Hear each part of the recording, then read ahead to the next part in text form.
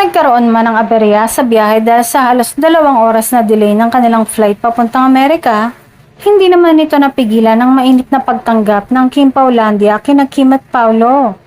Sa airport pa lamang ay dinumog na agad ang dalawa ng iba't ibang fandom na sabik silang masilayan ng personal. Sa unang stop ng kanilang Love Kim Pao World Tour ay sa Redwood City, kung saan kapansin-pansin ang dagsa ng mga manonood. Punong-puno ang venue. Taliwas sa mga kumakalat na chika na umano'y flop ang kanilang show at nagkaroon pa ng buy one take one na ticket promo. Mas lalong ikinatuwa ng fans ang level up na kilig na hatid ng tambalan sa kanilang performance.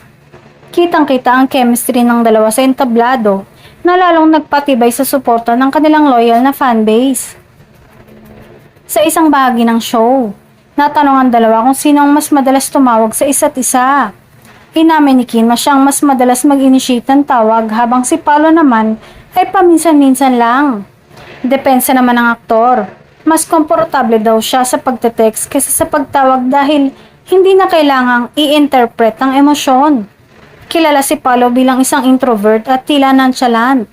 Bagay na matagal nang tinanggap at minahal ng kanilang mga tagahanga. Sa kabila nito, nananatiling matatag ang suporta ng Kim Pao fans. Para sa kanila, mas mahalaga ang 4 na taong samahan ng dalawa sa kanilang love team.